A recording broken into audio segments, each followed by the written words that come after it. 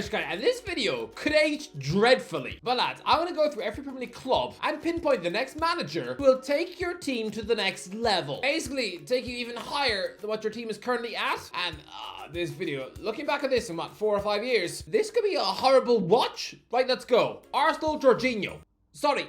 Jorginho, first manager in the list, and I'm predicting that the guy who will take Arsenal to the next level is the fellow who just starred in a WAG reality TV show where he spent 4 episodes desperately trying to dodge having to propose to someone who's voted off The Voice. Honestly, Jorginho was like the anti-Gollum in that he was trying his best to run from the ring. That guy was so terrified of the ring, you'd swear he was afraid of demon children climbing out of his television. But listen, I think that Mikel Arteta will win a Premier League title with Arsenal, but going to the next level, well, that's who's going to win them the Champions League. And I have a good feeling about Jorginho, an incredibly clever footballer who has learned under the likes of Maurizio Sarri, someone who shares a footballing philosophy with Pep Guardiola to such an extent that Pep probably often thinks about him whilst eating Frosties in the bath. I mean, he once called Sarri's Napoli side one of the greatest teams of all time. Jorginho is somebody who Manchester City were desperate to buy in 2018, which is why Mikel Arteta finally brought him to Arsenal after watching Guardiola probably chucking plates of lasagna at the wall when that deal fell through. Jorginho reminds me of a Xabi Alonso type. Yes, a slow, methodical football brain in the center of the park. Well, I just think he's going to be a world-class manager. People might think that he's an overrated love of poison beef. Sorry, are we all forgetting he once finished 3rd in the Ballon d'Or, which is as high as Thierry Henry ever polled? I think Jorginho will retire early, start his coaching badges,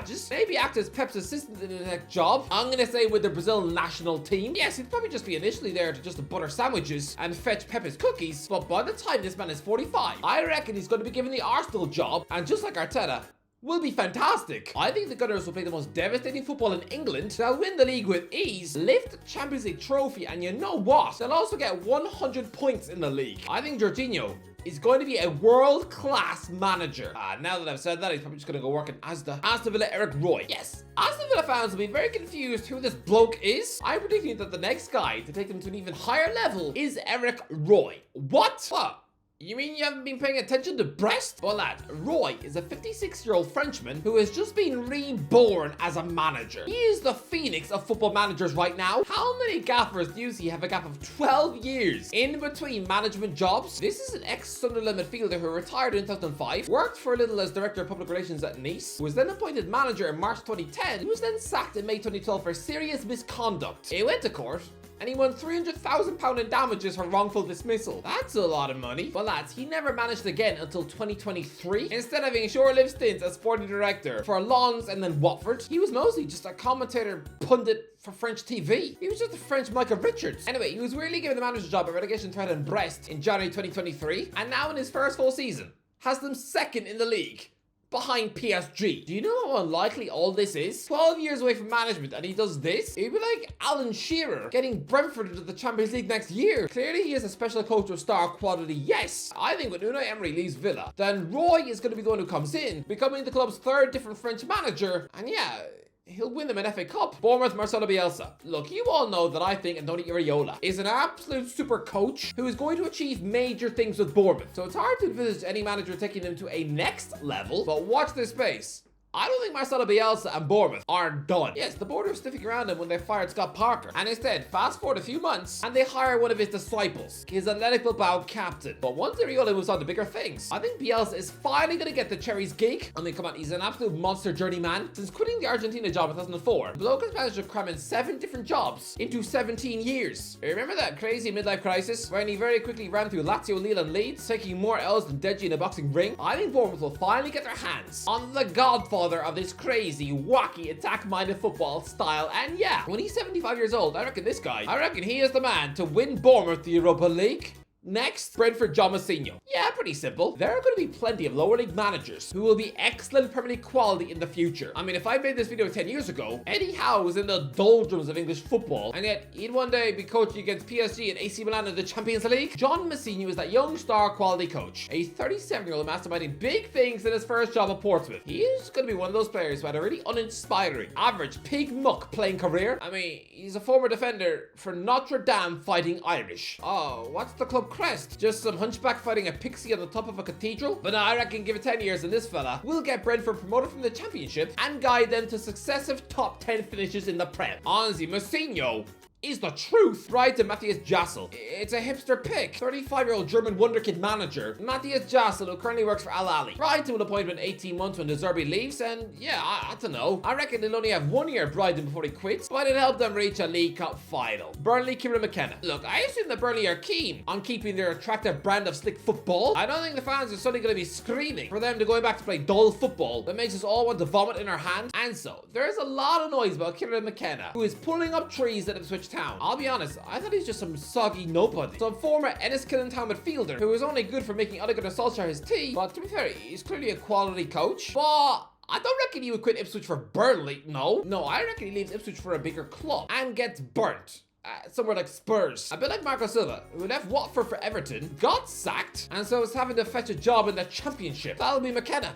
Give it 6 years, and he'll be winning the Championship title with 105 points. And unlike Company, he'll actually keep them up. Chelsea, Simone Inzaghi. It's time we start taking Simone Inzaghi seriously as one of the top super coaches in world football. Yes, I know he was always seen as the irrelevant younger bro. Filippo was the guy scoring in Champions League finals and bagging for Italy at World Cups, while Simone was just some bang average 5-goal-a-season striker at Lazio. He was probably the shame of the Inzaghi family. He was probably just told to sit in the corner at family get-togethers, being given a bowl of mashed banana for lunch. But as a manager, there's no comparison. Filippo is the failure. He's had 9 different management jobs, being sacked by AC Milan, Bologna, Benevento, Brescia, Regina, and Salernitana. Maybe his dressing rooms have just failed to take seriously someone who looks like he's some nerd cosplaying Severus Snape at Comic Con. But by comparison, his brother is the brains of the family. Putting together a quality Lazio side, he goes to Inter Milan, reaches the Champions League final, and now is them flying top of the league. It looked like it would take the club years to replace the magical work of Antonio Conte, just like when they lost Mourinho in 2010. But Inzaghi was his direct replacement, and they're going to win the league again. Considering Chelsea have been no stranger to appointing Italian managers in the past, I reckon Inzaghi is the one who replaces Pochettino. And like Tuchel when he won the Champions League, he will bring back the 3-5-2 formation. I mean, Reece James and Ben Chilwell are going to love him. He will be the one to get this £1 billion mess back into the Champions League. They'll also win an FA Cup, finish in the top 4 every season he's in the job. Honestly, Todd Bowley,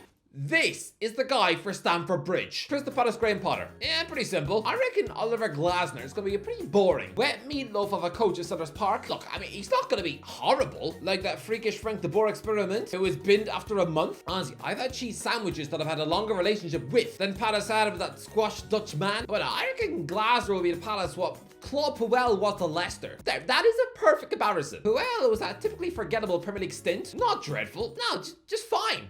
Perfectly mediocre. That will be Glasner too. And yeah, I think Graham Potter is the natural evolution who will suit some of their street ballers. He will have them playing lovely football and they'll finish 9th in the league. Everton, Thiago Motta. Lads, if I did this video even just 3 years ago, I know most people would assume that Wayne Rooney was going to be the future Everton savior. Yeah, it's 2 years after he rejected a job at New Goodison Park and he's now in talks to fight KSI. Things can change in 2 years. But yeah, after their ugly but necessary fling with Sean Dyche, I mean, going from Carlo Ancelotti and Rafa Benitez to him, it's a bit like if Brad Pitt chooses to shack up with overweight Margaret who mops up the milk in Specsavers. Well, listen, Motta, a brilliant Barcelona, Inter Milan and PSG midfielder in his day. Look, he had a rough start to his management career, getting fired after 10 games at Genoa, but he went to struggling Spezia in Serie A, kept them up twice in a row, has since moved to Bologna, and now has them hunting down Champions League football in 4th. The Everton owners are going to want a big name to go with their sparkling new Riverside ground, so yeah, I reckon Motta is that guy. He'll come in, get Everton back into the top 10, but crucially, the first man in over 30 years to win them an FA Cup. Just you watch. Fulham, Eddie Howe. Eddie Howe is a quality coach, but he's getting sacked in Newcastle. Maybe not today, maybe not tomorrow, but this is a man who will eventually be binned off at St James's Park, as if he's just been squirted in the eye with donkey milk. But the man will be thrown away like a leftover fish sandwich. I reckon he'll get a job at Fulham, the natural successor to Marco Silva in 2 or 3 years. Howe seems like a London manager, but the weird thing is, he's never actually coached a London club in his life. But look, Howe will go to Fulham, get them to play fast-paced, exciting football, and unlike Silva, I reckon he'll get them into the Europa Conference League. Liverpool, Adam Lallana.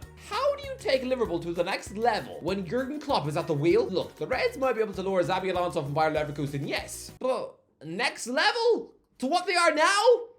No, I think Liverpool are going to have to fall away for a while first, before a fresh young manager can come in, start from the bottom, and then take them to the next level. I think Adam Lallana is a future top-class coach in hiding. I mean, he's clearly a very clever footballer. To still be able to play in Brighton's complicated system in the Europa League when he's 35, he is someone who's worked under Pochettino, Klopp, De Zerbi. You just know he's going to be a top-class coach. And you know what? Why not? I reckon he comes back to Anfield when he's 50 and becomes the first manager in 20 years to win them a Champions League trophy. I mean, he's not going to be a truly world-class manager or anything. No, he'll just be one of those guys who are a brilliant and lucky cup manager. Like a Rafa Benitez or Roberto Di Matteo. Luton Town Oscar Bob. Lads, job Rob Edwards has done at Luton is truly tremendous. This is a once in a 50 years sort of thing for Luton Town. Getting them into the Premier League and keeping them competitive. Who does that? Taking them to the next level after that? Sorry lads, but there's going to be the biggest gap ever before we see another Luton manager better that. I'm talking 30 to 40 years. So yeah, in the year 2052, Luton will get promoted from the Championship and finish 10th in the league. Playing swashbuckling, exciting football under a progressive, dynamic young coach like a 49-year-old Oscar Bob. I mean,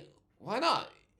He's a Pep disciple. Man City Cesc Fabregas. I've already said this. I think Cesc Fabregas is a future Manchester City manager, following in the footsteps of ex-Arsenal midfielders like Arteta and Vieira, whose first jobs in coaching were at the Etihad, not the Emirates. Maybe I'm wrong, and this could be a wild, hideous take, especially considering he only had 5 games in charge of Como before Christmas, being appointed boss by Dennis Wise, the guy who used to sign players for Newcastle off YouTube. Maybe this prediction ages about as well as Judy Dench, but I think Fabregas' brain is just waiting to explode. Surely it is teeming with nuggets of football genius. This is one of the most clever footballing brains I've ever seen on a pitch, and he's learned under genius managers such as Arsene Wenger, Pep Guardiola, Jose Mourinho, Vincent Del Bosque, and Thierry Henry.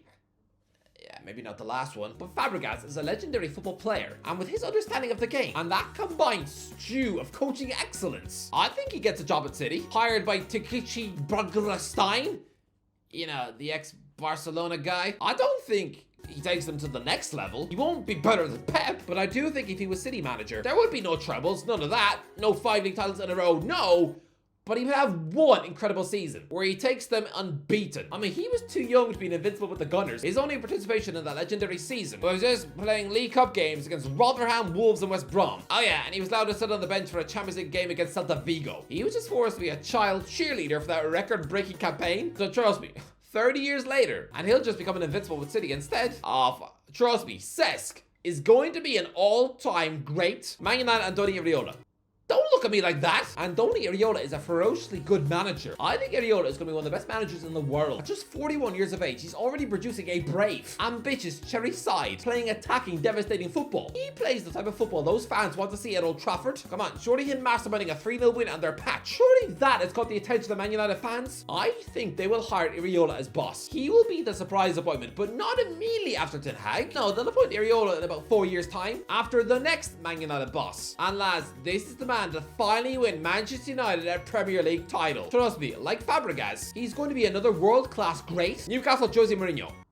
Sir Bobby Robson's former apprentice. Someone who already turned down a job at Newcastle over 20 years ago. Someone who has regularly failed to win at St. James's Park, despite being a world-class manager. There is a massive synergy and connection between Mourinho and Newcastle. This is just fate. He wins his 4th Premier League title with this club. Next, Nottingham Forest Gennaro Gattuso. This seems insane, but lads, doesn't it just fit? Nottingham Forest are run by an owner who goes through managers as if they're snotty tissues. More so at Olympiacos than Forest, but still, he likes a rash sack. And Gennaro Gattuso is one of the biggest journeyman managers in the world. He's had 10 different management jobs since 2013. One of them was so brief, a 2-week stint at Fiorentina, that they haven't even bothered to add it to his Wikipedia page. Of course, he was just sacked after 5 months at Marseille. Wasn't that obvious from the moment he signed his deal? This is the guy who Tottenham fans had to protest against appointing online because he's clearly about as calm and sane as a hyperactive hyena chasing a mouse around a furniture shop. But come on lads, this is a nutty appointment for a nutty owner. Give it 4 years and he'll get the gig for 9 months whilst Forest are in the Championship against all odds. He will do something nutty like win them a League Cup trophy despite them rotting 21st in English football 2nd tier. Why not? Sheffield United John Stones. Look, most English managers are absolute wet, average pig sludge. Here's the secret. John Stones is going to be the best English manager since Sir Bobby Robson. Tell me I'm wrong. He is somebody who will have spent, what, at least 10 years of his career learning under Pep. He's one of the most fluid, flexible footballers in the world. A centre-back who can seamlessly move in the midfield. You can only do that if you're a supremely intelligent player who understands the game. I mean, I also think Philip Lam should have been a manager too. But no, I mean, Stones, he will retire as one of the most successful English defenders of all time. And yeah, I reckon he'll be given a gig at Sheffield United in the Championship. He'll get them promoted, keep them in the league, playing a saucy, fluid, Pep brand of Barcelona football, and by the end of the 4th season, he'll have them qualify for Europe before taking the Tottenham job. Stones is a future England manager. Trust me, he's going to be world class. Tottenham Michel. Look, I know their title bid is sort of fading away in the Liga, but still, the job that Michel is doing with Girona right now is pretty marvelous. And so yeah, just like Postecoglou had Manchester City fingerprints all over his good work in Japan, so too does Michel. And I see him rocking up at Spurs, and you know what? Winning them an FA Cup. What are the young boss? West Ham Sebastian Hoeneß. I know West Ham are going to target the big, massive names in management after David Moyes. But just keep an eye on Stuttgart's 41-year-old coach Sebastian Hoeneß. I reckon that is the man who could possibly help West Ham reach a Europa League final one day. Wolves' Ruben Amorim. Surely Wolves have one last truly ambitious managerial appointment left in them before this entire Chinese-Portuguese project goes bust. Right now, Sporting Lisbon manager Ruben Amorim is linked with the Liverpool hot seat, but nah, this is a club who were able to poach Nuno Santo when they were in the championship. Give it 2 years, and when all the fuss about Amorim goes down a little bit, I reckon he rocks up a Molyneux and becomes the first manager since Santo to get them back into Europe. Why not? Anyway, that's the end. What do you think? Let me know. Will this age awfully? Let me know in the comments. Let me know. If you enjoyed the video, don't forget to click, like, share, as always. I'll talk to you in a while.